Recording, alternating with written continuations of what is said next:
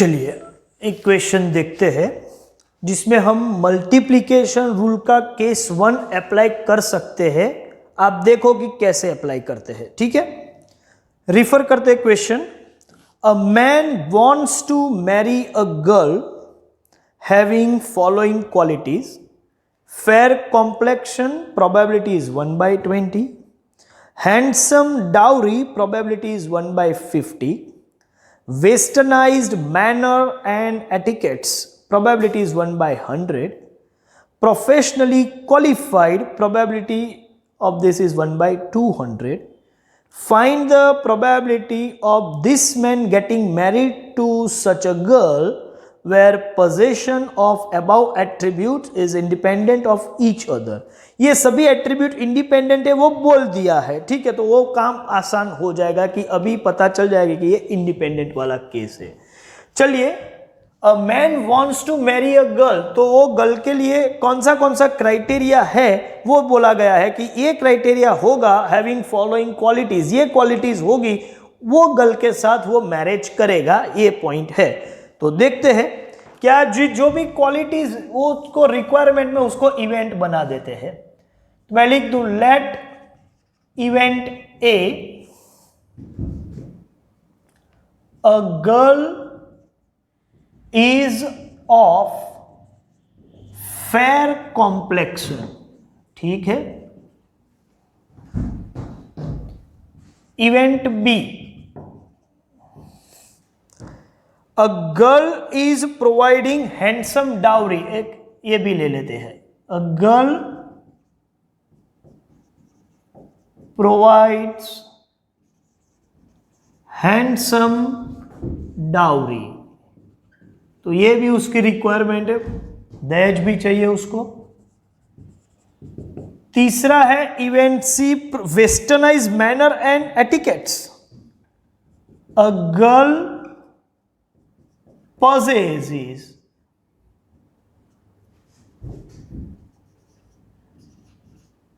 westernized manners and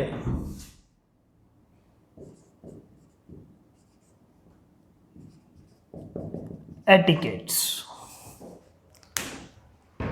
ये event C मान लेते हैं। और प्रोफेशनली क्वालिफाइड उसको इवेंट डी बना देते हैं। Event D, a girl is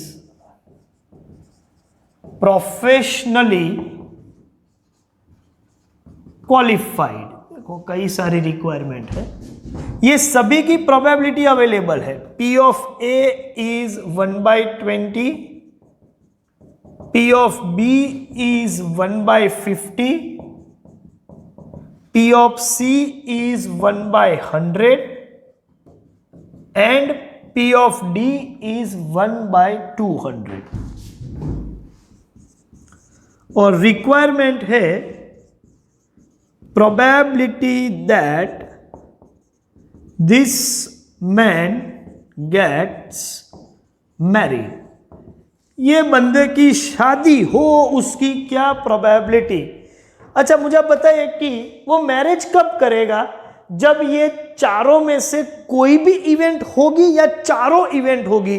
तो यहां क्लियरली बताया कि he wants to marry such a girl where the following qualities are there.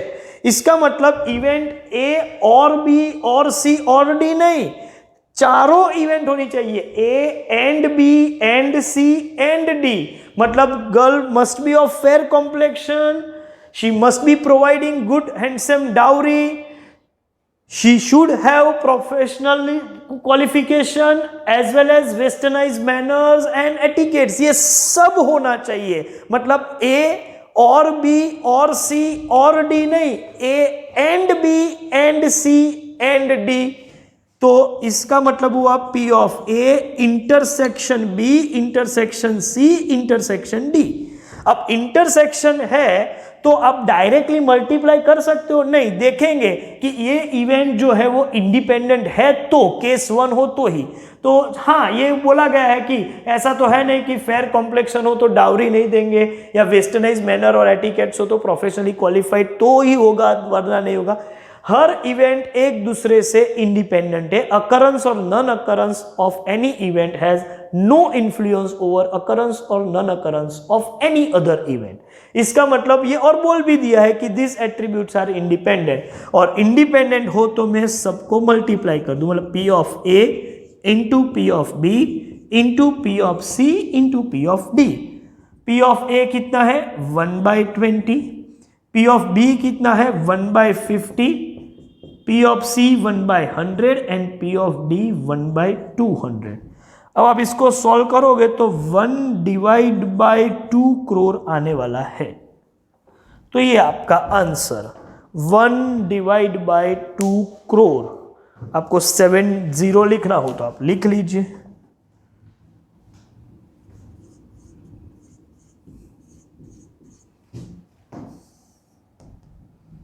Okay, so answer is 1 मतलब मान लो कि ये बंदा शादी करे तो वो रियली अपनी वाइफ को बोल सकता है कि करोड़ों में नहीं लेकिन 2 करोड़ में एक हो तुम, ठीक है. तो लोग बोलते हैं तो ऐसा आप बोल सकते हैं ये बंदा इफ ही गेट्स मैरिड. चलिए ठीक है, आप इसका स्क्रीनशॉट ले लीजिए. एक और क्वेश्चन भी देखते हैं. एक क्वेश्चन देखते हैं. A university has to select an examiner from a list of 50 persons, 20 of them women and 30 men, 10 of them knowing Hindi and 40 not, 15 of them being teachers and remaining 35 not. Okay, तो 50 का list में कौन सी category में क्या है वो दिया हुआ है. What is the probability of universities selecting a Hindi knowing woman teacher? Okay, तो पहले ये सभी चीजों को मैं इवेंट में कन्वर्ट कर दूं. देखो, लेट इवेंट ए यूनिवर्सिटी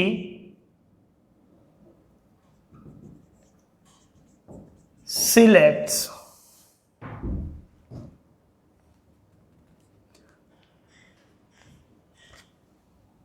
और ऐसा लिखते हैं an examiner selected is woman. चलिए ये फॉर्मेट बराबर रहेगा. दूसरा है इवेंट बी, एन एग्जामिनर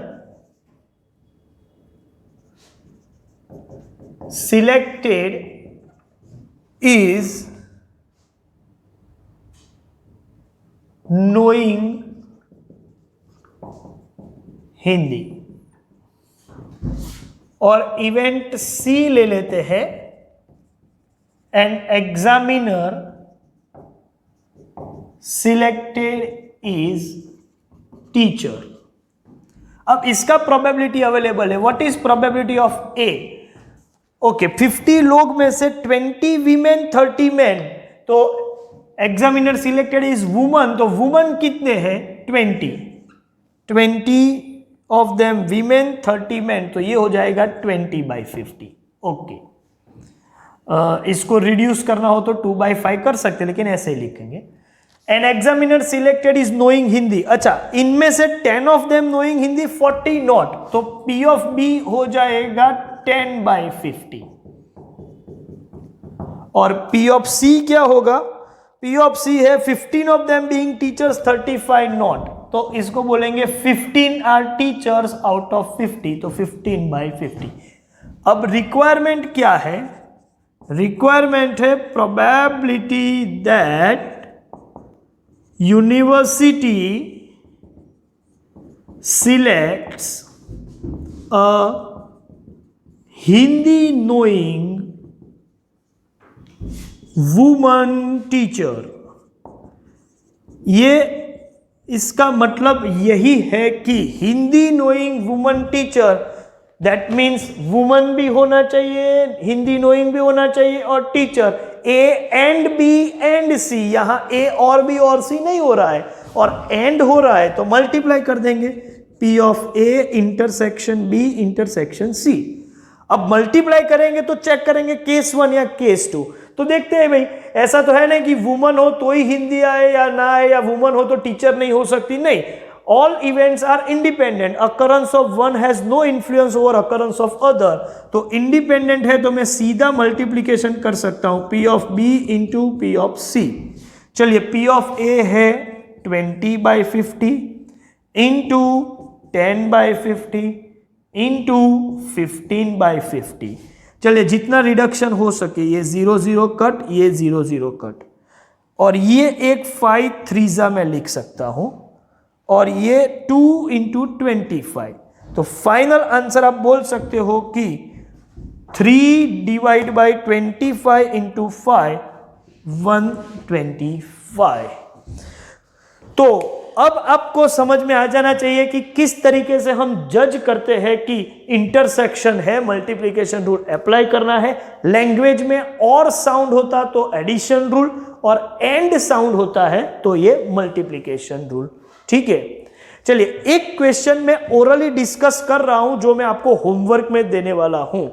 तो क्वेश्चन पढ़े, अ class consist of 100 students, 25 of them are girls, 75 boys. Okay, 20 of them are rich and remaining poor, मतलब 80 poor. 40 of them are fair complexion. What is the probability of selecting a fair complexion rich girl? बस ऐसा ही हुआ, Hindi knowing woman teacher, तो यहां भी 3 event है, fair complexion rich girl. तो मैं पहले बता दूंगा, let event A, a student selected is girl, probability होगी 25/100। Event B, a student selected is rich, P of B होगा 20/100। And probability of event C, event C हम मानेंगे student selected is fair complexion, और P of C हो जाएगा 40/100। और requirement क्या है, probability of selecting Hindi knowing sorry fair complexion rich girl, मतलब P of A intersection B intersection C, और तीनों इंडिपेंडेंट इवेंट होंगे तो तीनों का मल्टीप्लिकेशन। तो ये क्वेश्चन मैं आपको होमवर्क में दे रहा हूं। ओके, चलिए based on this discussion you can take homework from 45 to 47। ये आपका होमवर्क होगा, जो क्वेश्चन हमने डिस्कस भी कर लिए हैं, और जो क्लासरूम मतलब ये वीडियो लेक्चर में के इसके स्क्रीनशॉट भी लेके आपको वहां कंप्लीट करना है। तो 45 to 47। Thank you very much.